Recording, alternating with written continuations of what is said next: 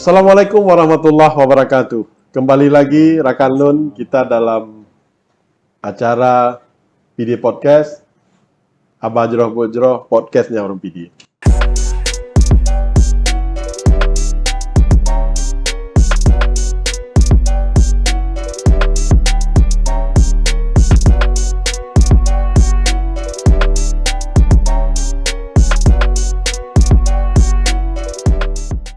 Assalamualaikum Pak Tarmizi. Waalaikumsalam Pak Wabub.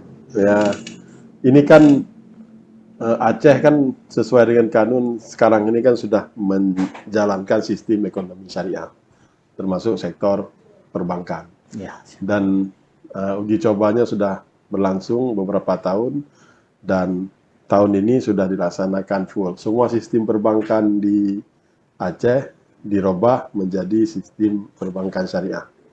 Jadi bagaimana dengan Bank Aceh? Apakah sekarang sudah semuanya sudah menjalankan sistem syariah? Ya, baik Pak Wabub. Alhamdulillah Pak Wabub. Kita Bank Aceh jauh sebelum kanun LKS ini diterapkan, yaitu kita sejak tahun 2016 Bank Aceh sudah mengubah sistem operasionalnya dari konvensional dulunya menjadi beroperasional secara sistem full syariah. Full syariah. Ya, tentunya hal ini sesuai dengan harapan terutama dari pemegang saham dan juga tentunya harapan dari masyarakat Aceh secara umum, Pak. Mungkin ada dasar apakah pengalihan dari sistem konvensional menjadi sistem syariah ini kan dasarnya kanun. Ya, betul. Dasarnya begini, Pak. Jadi dalam RUPS 2015 itu diputuskan oleh pemegang saham bahwasanya Bank Aceh ini akan dikonversikan operasionalnya menjadi bank syariah. Ya. Jadi dalam proses waktu kemudian pada tahun 2016 keluarlah surat dari OJK yang menyatakan bahwasanya Bank Aceh boleh beroperasional secara syariah. Kemudian tepatnya pada tanggal 19 September 2017 Bank Aceh secara resmi telah mengubah operasionalnya dari konvensional menjadi ke operasional secara syariah, Pak. Ya. Jadi begitu kanun Aceh diberlakukan, sebenarnya Bank Aceh sudah lebih dahulu. Sudah duluan siap. Sudah lebih dahulu. Artinya ketika kanun nomor 11 tentang LKS ini berlaku di Aceh, tepatnya pada bulan 2018, sejauh sebelum itu Bank Aceh sudah siap dan sudah memperlakukan operasionalnya secara prinsip-prinsip syariah. Prinsip-prinsip syariah. Kan sebagaimana kita tahu kalau perbankan konvensional, umpamanya ini kan sistem pelayanannya, kemudian teknologi yang apa namanya untuk mendukung sistem perbankan kan sudah sangat maju. Bagaimana dengan sistem perbankan syariah khususnya di Bank Aceh? Begini Pak, dalam operasionalnya. Dalam proses syariahnya tentunya kita diawasi dengan sangat ketat oleh berbagai otoritas dan regulator yang ada. Baik itu Bank Indonesia, OJK, dan malah kita ada suatu dewan khusus yang mengawasi operasional kita apakah di rule syariah atau tidak, itu yang namanya ada DPS, Pak. DPS, Dewan Pengawas Syariah. Dewan Pengawas Syariah. Jadi kita diawasi secara ketat oleh salah satunya DPS, maksudnya benar bagaimana role-nya operasional Bank Aceh ini berada dalam role syariah yang diinginkan. Role syariah. Ya. Bagaimana dengan teknologinya? Teknologi gitu juga Pak. Seiring kita menyatakan diri kita mengkonversi kita menjadi bank syariah, di teknologi kita, di sistem IT kita juga menyesuaikannya dengan sistem operasional syariah tentunya. Sistem operasional syariah. Iya. Tapi menggunakan teknologi sama dengan perbankan yang lain. Iya, sama Pak. Sama dengan perbankan yang lain. Contohnya kita punya ya mungkin banyak produk-produk perbankan di Bank Aceh Syariah. Ya. Nah, mungkin bisa Bapak sebutkan ini. Kadang-kadang masyarakat kita kan bertanya juga. Ya, baik.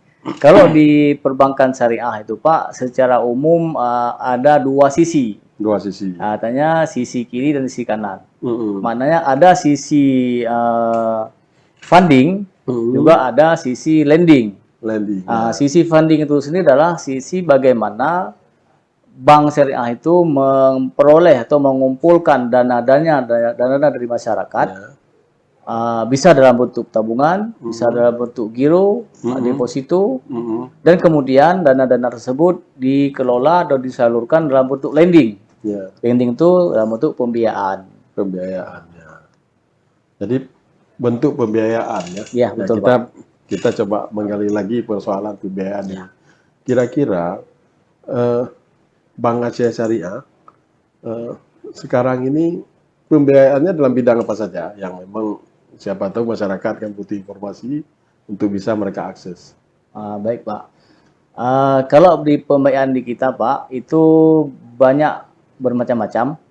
Ada pembiayaan produktif itu untuk pelaku usaha, mikro maupun komersil. Ya. Habis itu ada juga pembiayaan dalam bentuk multiguna. Multiguna itu bisa digunakan untuk apa saja. Itu cenderungnya ke ASN. Ada juga pembiayaan kepemilikan rumah. KPR ya. PKR Pak namanya Pak. Pembiayaan kepemilikan rumah. Nah, itu juga ada di Bank Aceh. Dan alhamdulillah pemilikan rumah ini ada dua Pak. Ada yang subsidi. Subsidi oleh pemerintah, ada juga yang non subsidi.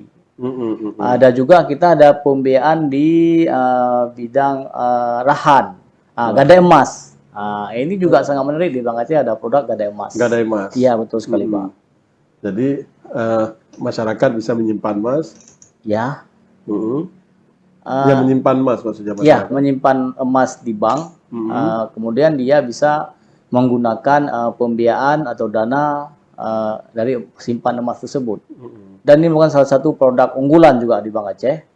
Gadai emas ini kenapa? Karena kita tidak mengambil biaya. Yang kita ambil hanya ijarahnya, kita biaya simpannya Pak. Dan ini sangat murah bila dibandingkan dengan gadai emas atau rahan di tempat yang lain. Karena di tempat kita hitung per berat emasnya yang disimpan, bukan dari besaran uang yang diambil. Jadi kembali lagi kita dari sisi pembiayaan, ya kan? Sebenarnya apa yang paling prinsip perbedaan antara pembiayaan syariah ini dengan yang konven? Ini Pak, kalau kita di syariah, kita menganut prinsip sama-sama untung. Dan juga kita kelola secara transparan. Artinya kalau di bank konven langsung menetapkan suku bunga misalnya katakanlah 12%. Sementara di kita berdasarkan dari akad yang diajukan di awal. Akadnya Pak. Apa saja kira-kira yang menjadi andalan dari, kan biasa pelayanan itu kan untuk memudahkan nasabah. Memudahkan nasabah. Ini hal-hal apa saja kira-kira yang sudah dilakukan oleh Bank Aceh Syariah untuk memudahkan nasabah ini dalam hal pelayanan? Ya Pak, baik Pak. Kita Bank Aceh tentunya hadir untuk melayani seluruh masyarakat PD. Karena kita memang berdomisili di PD. Ini kita bicara Bank Aceh PD. Jadi berbagai macam kemudahan yang telah kita sediakan. Mungkin saat ini yang menjadi unggulan kita yaitu kita ada produk digital Pak. Ya, ada produk baru digital yaitu yang bernama Action Mobile Banking. Action Mobile Banking seperti ini Pak produknya. Oke. Jadi dengan Action Mobile Banking itu seluruh nasabah kita bisa melakukan transaksi keuangannya hanya dari rumah Pak. Dari rumah. Maaf saya bilang bisa lakukan hanya dari tempat tidur juga boleh. Betul. Jadi nggak perlu lagi ke bank. Begitu mudahnya sudah transaksinya. Nah, sambil tidur-tiduran Dan bisa itulah transaksi. dengan klik hanya dengan satu jari semua bisa dilakukan. Baik itu dari kita cek saldo, Ya. kita transfer, beli pulsa handphone, bayar listrik, bayar pajak dan lain-lain semua bisa dilakukan hanya dengan satu jari. Termasuk SMS banking. SMS banking di situ Pak ada lengkap Pak, ada Lengkap. bentuk BSPP, biar cek apa namanya rekening koran semua bisa dilakukan tanpa perlu ke kantor Bank Aceh. Bayar listrik. Bayar listrik, bayar tagihan halu, PDAM belum? PDM insya Allah dalam next season nanti akan dikembangkan Pak, dalam proses pengembangan. Mungkin jasa-jasa yang lain nanti Jasa ringan transfer Pak. Itu kan produk pelayanan yang memang bisa menyesuaikan diri dengan perkembangan ya. Betul Pak. Dengan perkembangan. Kemudian bagaimana komitmen dari Bank Aceh ini terhadap UMKM, pengembangan UMKM di tempat kita? Kita Pak ada juga tadi pembiayaan namanya pembiayaan mikro, yaitu kita khususkan untuk UMKM yang berada dalam wilayah kerja kita. Itu mulai dari seluruh sektor Pak. Apakah itu sektor dagang, pertanian, peternakan, semua sektor bisa kita biayai. Bisa dibiayai oleh Bank Aceh oleh Bank Aceh, ya betul Pak. Bagaimana dengan ultra mikro? Apakah Bank Aceh juga melayani pembiayaan untuk usaha ultra mikro? Ultra mikro ini maksudnya yang sangat kecil. Yang kecil Pak. Dalam pembiayaan ini Pak sebenarnya kita tidak membatasi. Tidak membatasi pembiayaannya. Seluruh sektor usaha, seluruh pelaku usaha bisa kita biayai.